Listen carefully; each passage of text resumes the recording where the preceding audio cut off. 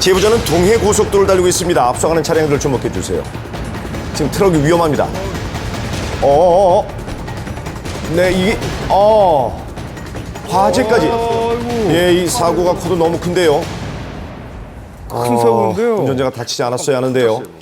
타이어도 터지는 것 같고 콘크리트 가드레일을 부딪힐 때 튕겨져 나갔어요, 반대편으로. 경상인지 다 걸어 나와서 참 신기하게 사고에 비해서 참 별 많이 안 다쳤어요. 어휴, 다행입니다. 네, 사고가 어떻게 일어난 건지 알아보겠습니다. 1톤 트럭이 방향을 제대로 잡지 못하면서 무리하게 1차로로 진입하며 충돌이 벌어진 건데요.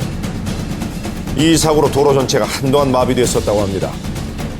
화재 규모는 25톤 트레일러 전체 이제 전소된 상황이었습니다. 화물차 운전기사는 경상 정도, 이제 에쿠스 운전자하고 포터 트럭 운전자도 있었는데 가벼운 경상 정도 입었던 것 같습니다. 그런데 1톤 트럭 운전자는 사고 당일 음주 상태로 추정되는데요. 부상 정도가 심각하지 않아서 다행이었지만 음주운전이 얼마나 위험한 결과를 낳았는지 느끼셨겠죠. 이번 제보자는 아주 황당한 일을 겪었다고 합니다. 자, 제보자 앞으로 달려오는 저 차량 보이십니까? 이거 뭔가요? 고개를 푹 숙이고 다가오는 것 같은 차량이 앞차와 충돌한 이후 아이고 결국 정면 충돌을 피할 수 없었습니다.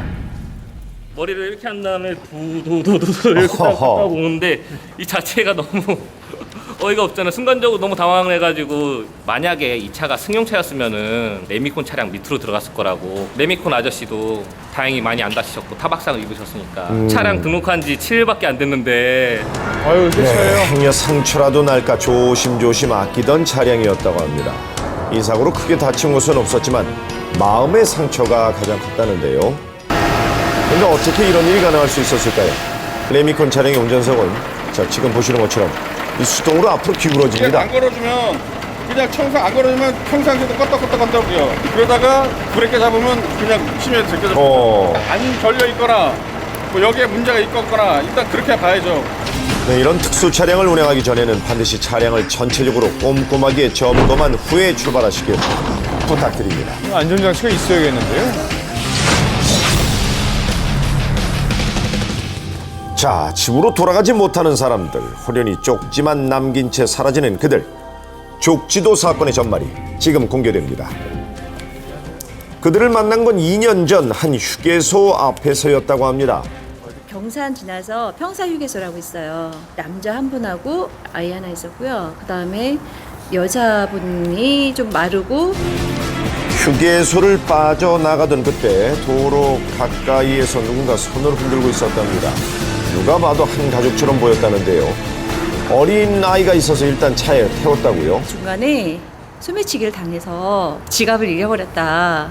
돈을 30만 원을 주면서 가시라고 그랬더니 이 돈으로는 모자르다는 거예요, 돈이. 그래서 측은한 마음에 30만 원을 더 얹어줬다는데요. 고맙다며 연신 고개를 숙이던 남자는 집에 돌아가면 꼭 갚겠다고 집 주소까지 이렇게 적어줬답니다. 주소가 이상한 게 감이 안 좋더라고. 제가 이상하다. 주소가 내가 아는 그런 군하고 시하고 이게 맞지 않아서 도착하자마자 인터넷을 해보니까 족지도라는 섬의 위치 대신 족지도 사기 사건이라는 제목만이 눈에 띄었다는데요. 게다가 비슷한 목격담은 무려 2006년부터 이어지고 있었습니다. 너무 어이가 없어서 당했네요. 아니 이게 정말 사기라면 너무 아이를 미끼로 이렇게 해서 그런데 최근 이런 일을 겪었다는 또 다른 목격자를 만날 수 있었습니다. 수원 IC에 정확히 서 계시더라고요. 어른들만 있으면 그냥 지나가려고 그랬거든요. 워낙에 그러니까 애기 때문에 일단 태워드렸거든요. 누구한테 돈을 쓰리당했다. 애기가 막 울고 칭얼대고 해서 애하고 아줌마 아저씨들이 먹을 수 있는 건 다 줬죠. 얼마 되지 않는 돈이지만 돈까지 다 주고 차에 있는 동전까지 다 긁어드렸어요. 아이고. 만약에 울릉도를 놀러 오게 되면 꼭 와서 연락을 해라. 그럼 자기가 뭐 회를 아주 싼 값에 주겠다. 저는 그 족지도라고 했던 것 같아요.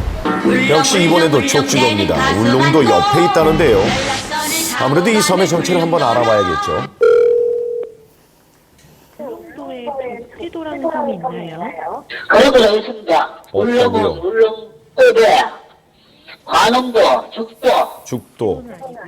아니고요. 설마 했지만 그런 섬은 없답니다. 그런데 놀라운 건 이뿐만이 아니었습니다.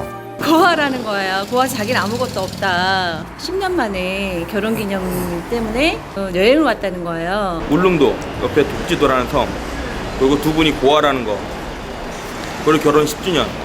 아, 그들과 나눈 얘기가 세월이 흘러도 이상하리만치 똑같다는 겁니다. 더 많은 목격자들을 만나봐야 했기에 내보낸 제보방송. 그 이후 목격담이 속출했습니다. 족지도로 간다는 일명. 족지도 가족은 마치 전국이 그들의 집인 마냥 신출귀몰했습니다. 그들을 봤다는 제보가 실시간으로 확인되기도 했는데요. 저 아저씨들이네.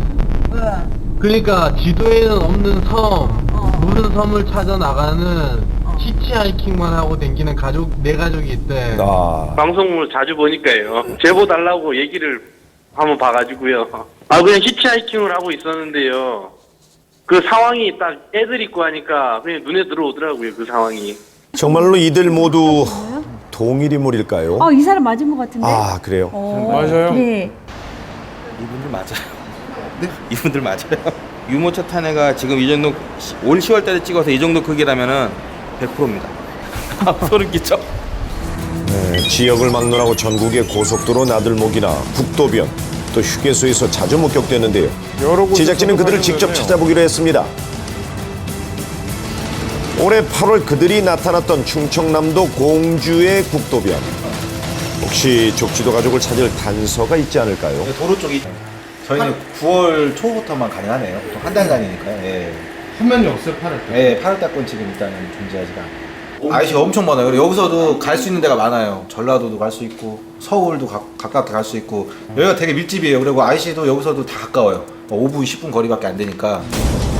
제일 많이 목격됐던 충청도를 중심으로 그들을 찾아 나서 봤지만 쉽게 만날 수는 없었습니다. 그들은 대체 어디로 간 걸까요? 그런데 제가 오늘 그분들을 제 차에 태우고요. 저도 똑같이 그런 사기를 당할 뻔했는데 경찰에 신고해가지고 그들을 만났답니다. 경찰이 신고까지 했다고 하는데요. 똑같은 얘기를 듣고 돈까지 빌려줬다고 합니다. 블랙박스로 본 세상에서 꼭 보세요라고 그걸 올려놨더라고요. 거기에 딱 눈에 띄어 검색을 하니까 사기 사건 저하고 똑같더라고요. 그래서 유턴해서 돌아온 상황에서 그분들과 맞닥뜨린 거죠. 지구대 순찰차가 이렇게 저 앞으로 이렇게 오더라고요. 그래 제가 막 신호를 했죠. 방금 사기를 당했다. 조회를 하시더라고요.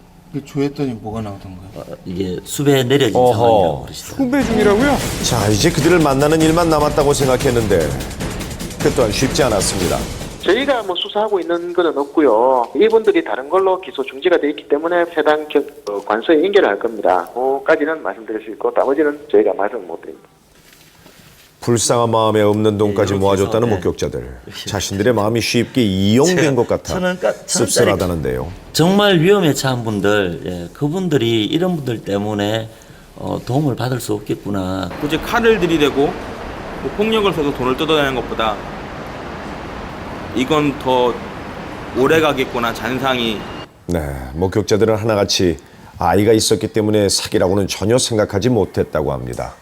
기본적으로 이게 신고가 안 들어가리라고 생각을 했기 때문에 동일한 수법을 씁니다. 근데 애를 데려다가 범죄에 써먹은 거 아니에요. 그렇기 때문에 이건 100% 학대죄가 적용이 되고 외관상으로는 단순히 일반 상습 사기의 일반적인 사기로 볼 수 있지만 이건 중범죄입니다. 이런 부분에 대해서는 강력하게 처벌해야 되고.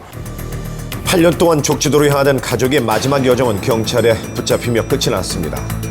무엇보다 따뜻했던 시민들의 마음을 외면한 일만큼은 꼭 처벌받아야 하지 않을까 생각합니다.